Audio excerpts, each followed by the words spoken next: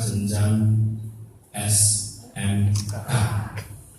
Alhamdulillah saya sudah bersyukur, tidak mengira pas sampai ke Jogja kok pas ada acara penutupan di jadi ya alhamdulillah Tuhan mentakdirkan kita berjumpa.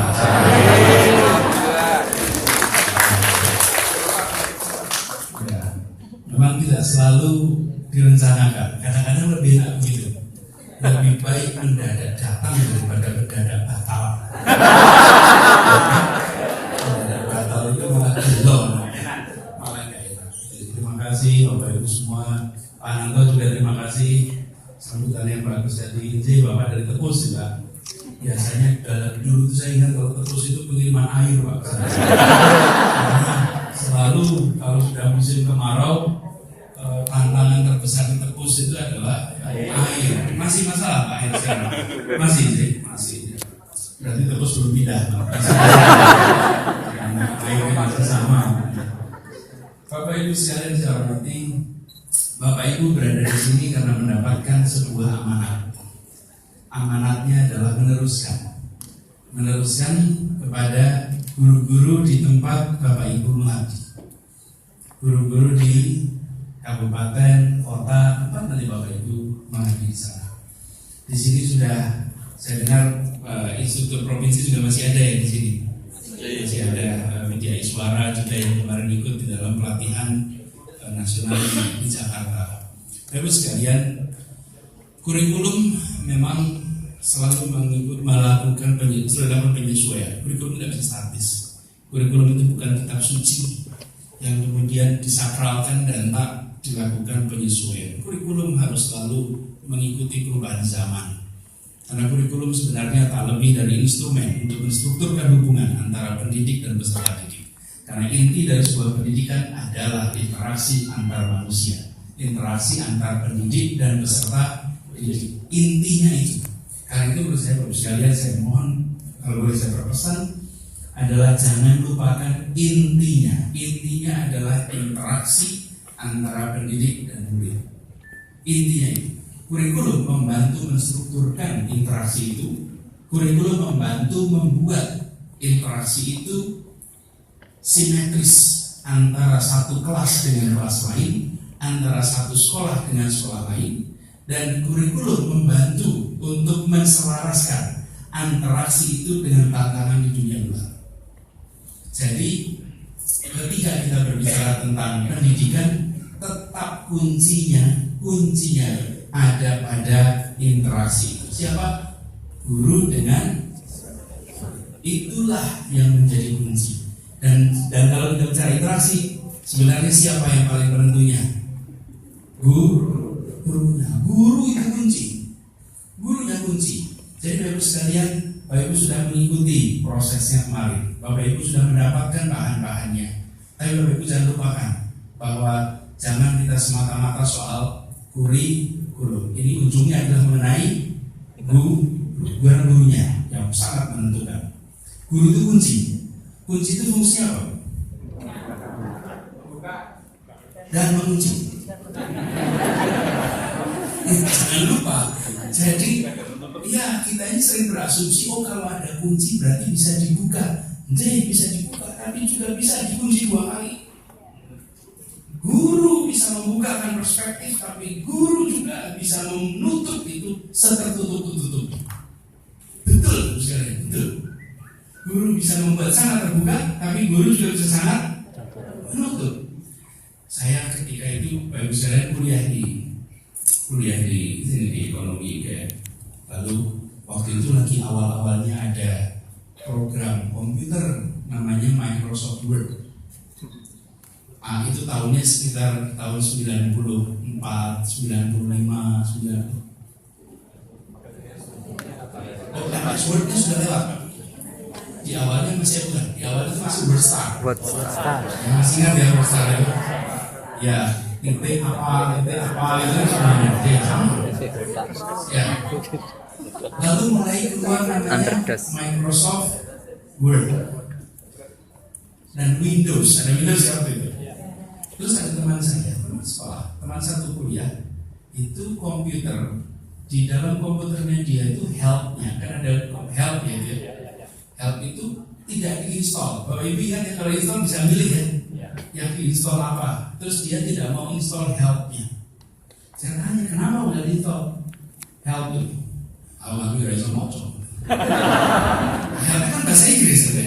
Kalau saya juga nggak bisa baca, buat apa saya install kalau saya nggak bisa baca? Terus saya tanya, ya kan paling nggak sedikit-sedikit itu juga tidak. Saya ini bukan saja tidak bisa bahasa Inggris, saya tidak suka bahasa Inggris. Saya membenci bahasa Inggris. Saya punya nemen loh. Kalau nemen kan nggak bisa aja. Kalau ini tuh ada, saya nggak suka bahasa Inggris. Iya, terus tapi saya nggak berhasil menjawab. Nah, satu ketika saya ngobrol lagi, katanya, kenapa sih kok bahasa Inggris itu nggak baca? Itu guru SMP ku itu dulu, guru bahasa Inggrisnya. Guru bahasa Inggrisnya itu, guru SMP bukan SMK.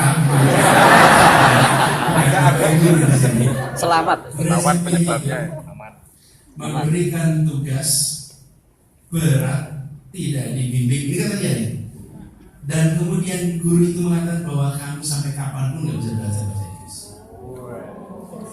Bayangkan, ini SMP-nya di Jogja, saya bisa sebut nama SMP. Karena kami beda SMP, tapi SMA sama-sama, kuliah sama-sama. Dan sesudah itu dia tidak suka. Jadi maksudnya yang membuat dia mencintai sebuah mata pelajaran bukan bukunya, tapi gurunya. Yang membuat dia membenci sebuah mata pelajaran, ya gurunya pula. Jadi sekalian contoh. Artinya Bapak Ibu adalah kunci. Tapi kunci itu bisa membuka, tapi juga bisa mengunci. Jangan lupa. Karena itu penting sekali sekalian peran dari Bapak Ibu. Ya kurikulumnya nanti kita Bapak Ibu siapkan untuk dijalankan dengan baik.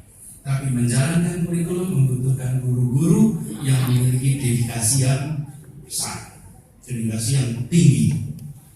Jadi Bapak Ibu semua, pesan kalau boleh pesan, pegang ini sebagai rujukan bahwa di dalam kita menjalankan proses pendidikan ini diingat sebagai interaksi antar manusia.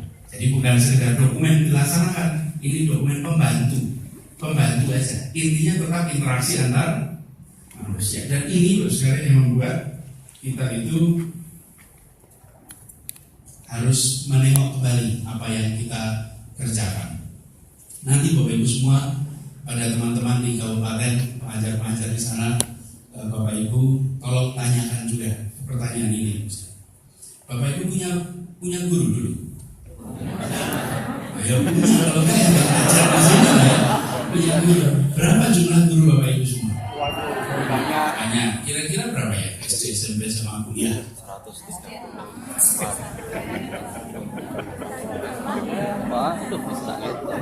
40-an ya? Ya 50 ya kira-kira. Bapak Ibu bisa nggak sebutkan 50 nama guru itu?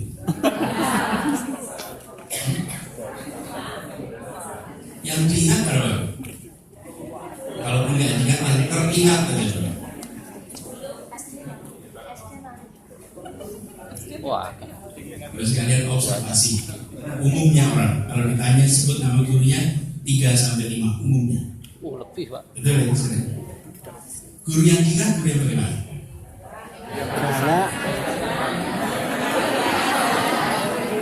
Yang mengesankan pasti. Yang mengesankan bukan? Ya paling mengesankan pasti. Mengesankan itu karena apa? Menyenangkan atau menyebalkan itu aja. Dua-duanya dikenal. Karena itu pilihannya ada di Bapak Ibu semua. Jika 20 tahun yang akan datang ada sekumpulan anak-anak dari sekolah tempat Bapak Ibu mengajar, lalu ditanya, tolong sebutkan nama gurumu dulu tahun 2016. Maka kita harus pastikan nama Bapak Ibu semua disebut oleh murid-muridnya.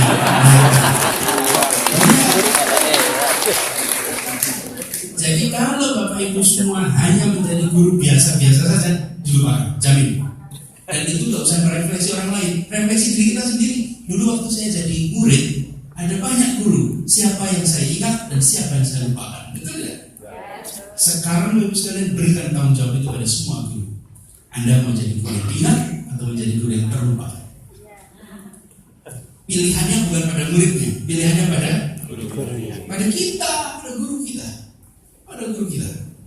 Saya punya guru SMP namanya Pak Sugiono, hafal semua nama. Jadi satu ketika saya tanya, udah lulus nih saya tanya, Pak gimana Pak bisa hafal semuanya? Ayo dihafal nih. Ya saya hafalkan. Saya sebelum masuk kelas saya ini satu-satu sih, namanya siapa. Setiap masuk saya hafalin. Hampir semua di kelas itu pasti hafal dengan beliau. Kenapa? Dia satu-satunya guru yang bisa menyebut nama siapa saja tanpa lihat absen. Ya itu cara beliau jadi diingat, bukan? Ada yang diingat dengan cara yang lain, macam-macam. Tapi apa yang terjadi? Datang dengan sepenuh hati, datang menginspirasi. Kurikulumnya boleh bervariasi, kurikulumnya boleh bervariasi, tapi gurunya yang penting. Gurunya yang penting. Dan Bapak Ibu semua, sampaikan pada semua. Ini pertanyaan berikutnya. Bisakah guru digantikan teknologi? Ayo saya tanya sama guru pasti bilang tidak. Gimana? Kalau enggak ya jobless nanti. Betul enggak? Guru bisa enggak diganti pakai teknologi? Mulai ngecek-ngecek gitu. Tidak. Bisa.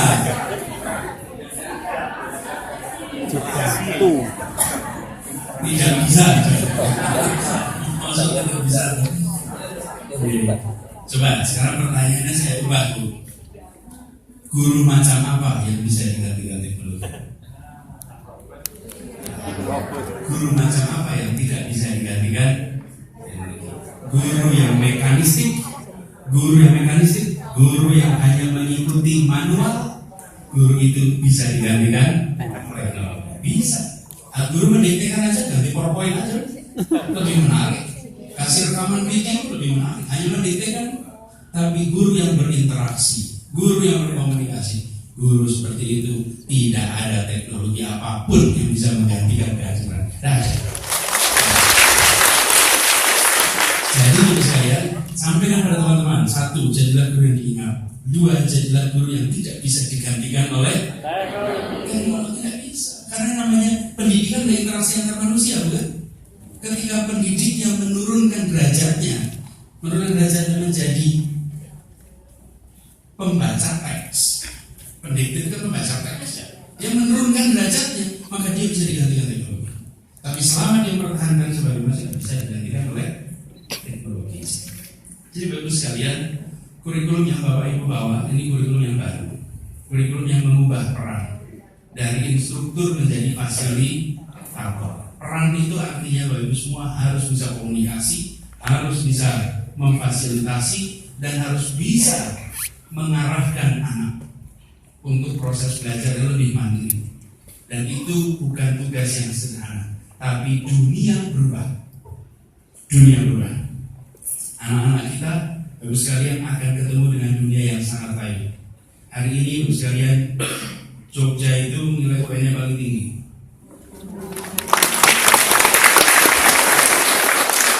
Nilai UKG-nya juga paling tinggi. Terus indeks integritasnya paling tinggi pula. Jadi saya sebagai pelajar Jogja itu bangga. Sekaligus juga bilang ini bukan saya loh, mereka loh. Karena kadang-kadang orang dari Jogja jadi gubernur. Nah ini hasil mereka, bukan ini kata Jogja. Terus sekalian apa sih yang kita nilai kemarin?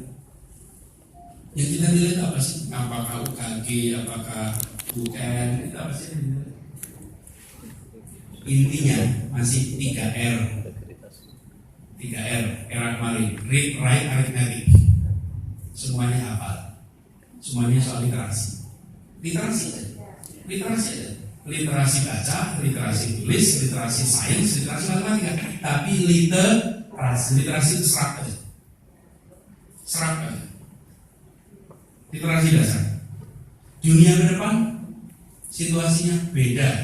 Yang disebut berhasil besok itu yang mana?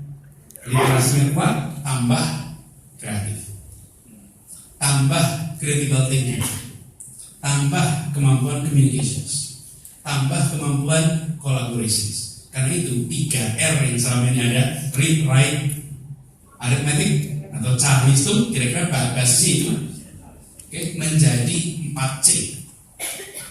4C inilah disebut dengan 21st century learning skills. Jadi Bapak Ibu sekalian, nanti kalau sekarang pertanyaan yang diberikan pada anak-anak kita selembar kertas, seperti ini selembar kertas, lalu di sini ada daftar pertanyaan. Lalu anak yang paling banyak sama jawabannya dengan yang dihafalkan kemarin, itulah yang nilainya tinggi, betul tidak? Bapak Ibu juga ikut kaget begitu. Yang mana yang paling banyak hafalannya, itulah yang nilai tinggi, bukan? Fisika sekalipun hafalan kok, betul nggak? Hafalan dan menerapkan. Matematika juga begitu. Bahkan matematika kita, kalau anak-anak diajarkan segitiga itu adalah promosi mana segitiga? Alas sekali tinggi. Kenapa rumusnya salah sekali tinggi? Dulu ngajarnya seperti itu. Separuh segi 4.